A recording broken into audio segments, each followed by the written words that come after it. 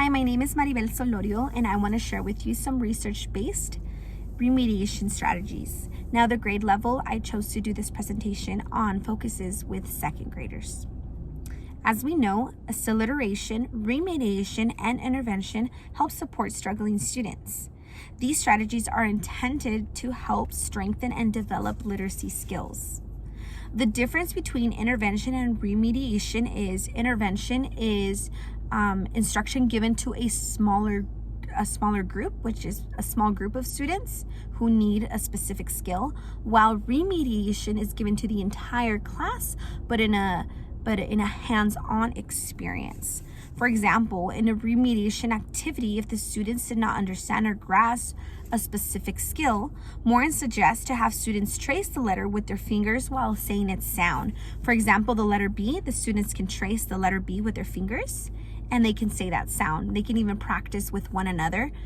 For example, you can have one student stand in front of the other student. They can trace the letter, air trace, and the student can guess and say, oh, that's the letter B, that's the letter D. It's a very engaging and fun way to make it exciting for them to learn.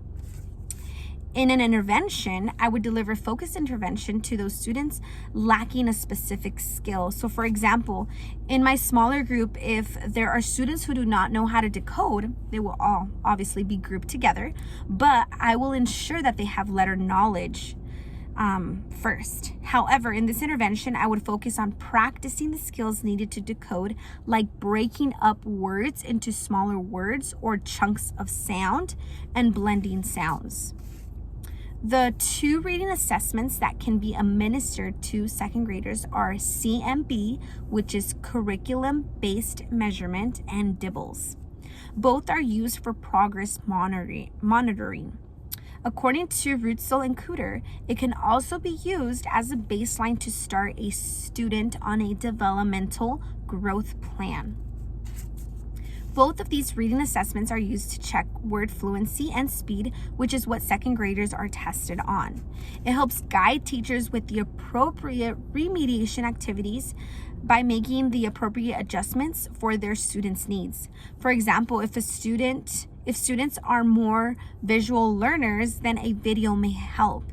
If students are more hands-on, then the teacher can plan the remediation activities to make sure it's more of a hands-on instruction.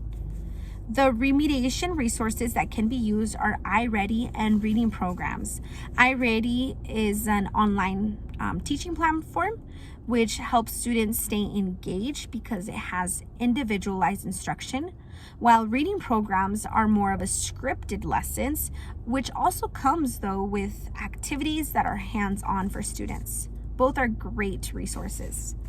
The remediation settings can be given to the whole classroom. However, if there are students who are below grade level, then the remediation activity can be done in small groups, which is when the intervention time comes in. These strategies can include tracing letters with Play-Doh or sandpaper. So for example, you can take the Play-Doh, squish it all the way like a snake, and they can literally take pieces and trace the letter A, all the letters, and say their sounds. In addition, you can cut out letters with sandpaper so they can feel that texture when they make, for example, the letter B. And they can say B, B, B. This increases letter sound and knowledge. In addition, this happens to be a multisensory technique to teach. Another remediation strategy is using auditory, kinesthetic, and visual experiences during instruction to ensure and enhance learning experiences for all learners. With both of these remediation strategies, students are more likely to retain information because of what they see, what they do with their hands, and what they say. This is known to be in the learning pyramid.